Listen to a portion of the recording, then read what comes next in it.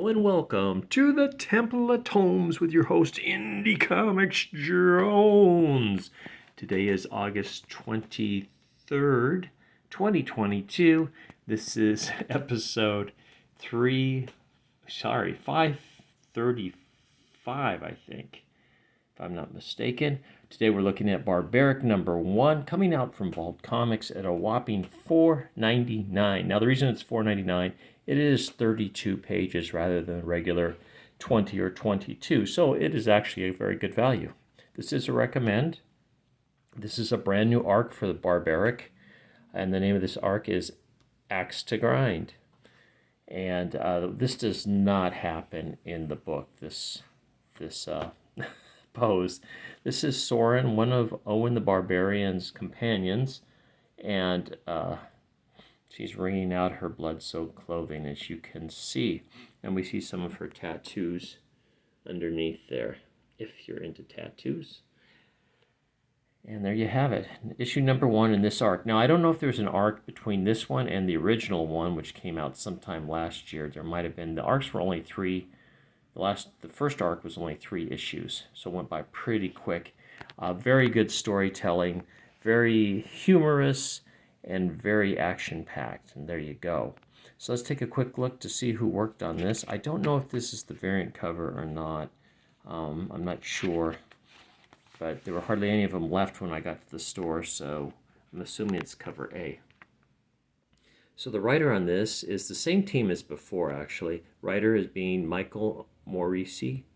The artist is Nathan Gooden, and we've seen him on some other works as well. Same with the colorist Addison Duke. I think those two kind of work together. Letterer is Jim Campbell, and this is Vault. And there it is, the talking axe. He talks to only Owen the Barbarian. Now, Owen the Barbarian, and we'll see him right here, is actually a cursed individual. He was a barbarian who used to rape and pillage, get drunk, get in fights all the time, kill, did all kinds of neat stuff. But someone put a curse on him, and so when someone asks him to do a favor for good, he has to abide by it. So he can no longer do bad things any longer. And it's always kind of an inner fight with him. He's also got the talking axe that has a bloodthirst, and only he can talk to the axe, and no one else knows it's talking back to him. And in this case, our story begins. We have Steel with him and Soren, the wizard, and Steel is actually a vampire, and they're trying to free Steel from his vampire roots, and that you have to kill the master vampire to do that. So they've come upon a whole, I don't know if you want to call them a coven of vampires or whatever you call them, a den, and they're all different shapes and sizes, including giant vampires, and you can see them there. So they're surprised to see these giants. They're just going at it here. There's lots of blood in this, lots and lots of blood and gore. Just kind of in a fun way, though.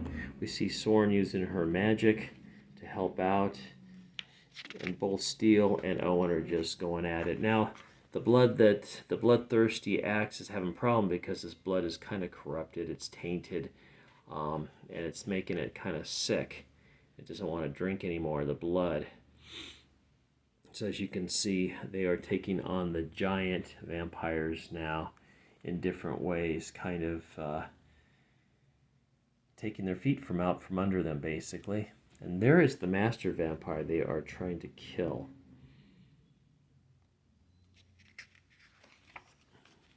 And you can see every character is uniquely drawn, so it's a lot of fun here. I don't know if he called Biter is the name of the axe. You can kind of see him, but it's got its own kind of demonic presence. It also likes to get drunk, too. So it's kind of a fun weapon to have around. They take down the other giant. Just lots of action. And the storyline is real good. I mean, it's very complete. They tell you everything you need to know what's going on. The characters are distinguishable enough you don't get them mixed up. Yeah, this is a recommend. And you can see the master vampire has grabbed Soren, thinking that covering her mouth she won't be able to cast a spell, but she's got other ways to cast a spell. And you can see he gets impaled by a number of swords and knives that happen to be laying by there from the other fallen vampires. And now they are going to kill the master vampire here.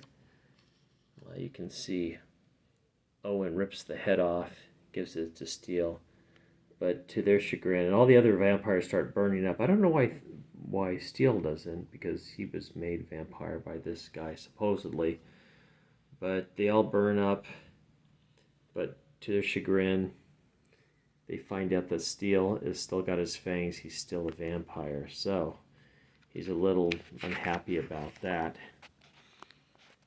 They leave their place and go off to a tavern to drink and talk a little bit about things, just things that are bothering them and whatnot. And they see a little scuffle. They talk about their next mission, which is to find this guy named Gladius. There's a silhouette of him who, I guess, tortured Owen in the past, and so Owen wants to go kill him, and they've all agreed to go with him.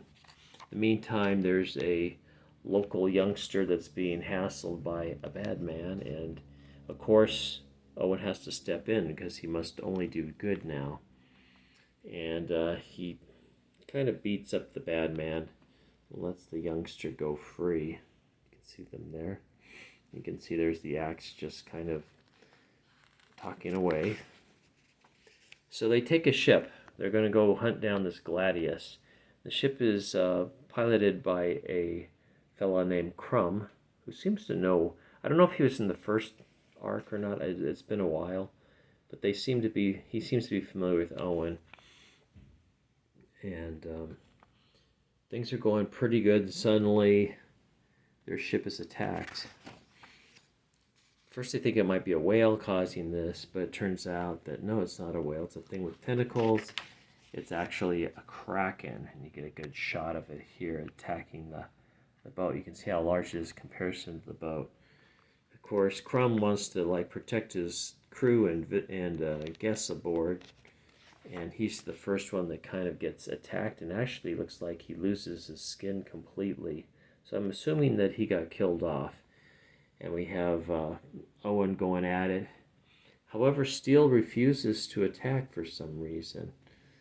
And it comes to light later. You can see that Soren's in there fighting. That Steele has suddenly become afraid for whatever reason.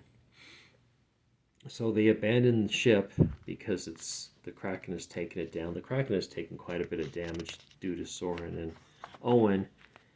You can see they're just kind of on the bow of the ship now, talking about things, and Steele just mentioned, he's like, I don't know what's going on, but I just can't fight anymore. I'm scared of things. And he mentions to Owen that Owen is, you don't seem to be scared. And Owen says, I know I'm scared too of these things, but somehow I've gotten through it, and this will pass, don't worry.